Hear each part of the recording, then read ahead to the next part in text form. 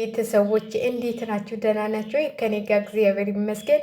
እች የምታዋት ውዷ እህቴ ማለት ነው ፈንትዬ ትባላለች እና እንግዲህ ከዱባይ 7 ዓመት ሰርታ ወደ ሀገሯ ገብታ ባለትዳር ሁናለች ማለት ነው። እኔ መግቢያውን ልስራላችሁ ብዬ ነው እንጂ ቪዲዮውን እለቅላችኋለሁ ማለት ነው። ደስ ስላለኝ ግን መግቢያውን ልስራላችሁ ብዬ ነው። በጣም ደስ ብሎኛል። እግዚአብሔርን ነው የምላችሁ። የሰው ደስታ የሚያስደስታችሁ ይህን ቪዲዮ እየገባችሁ ሼር፣ ላይክ እንኳን ደስ ያለሽ እህታችን የስደት ጓደኛችን በሏት። እውነቴን ነው የምላችሁ። የስደት ጓደኛችን ነች።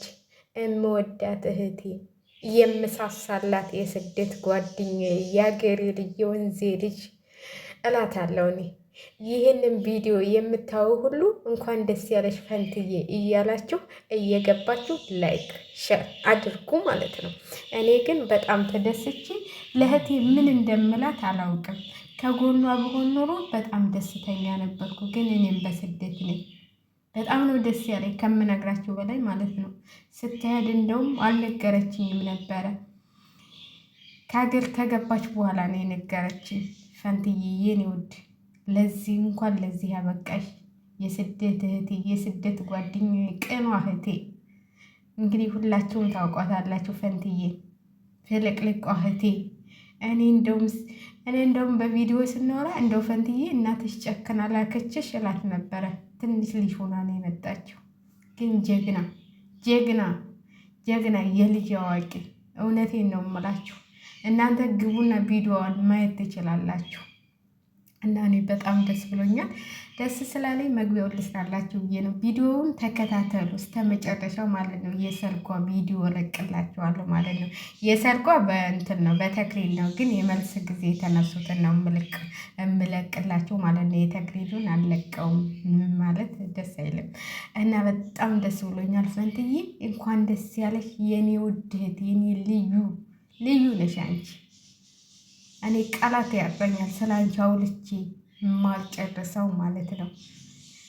እና ለዚህ ስላበቃሽ ደግሞ በጣም ደስ ብሎኛል። እኔ እንጃ የሆነ የደስታ ስሜት የሚሰማቸው ነገር የለም። እያለቀስኩ ነው የደስታዬን የምገልጥልሽ የኔ ውድ፣ የኔ ቅን እህት፣ የኔ ልዩ።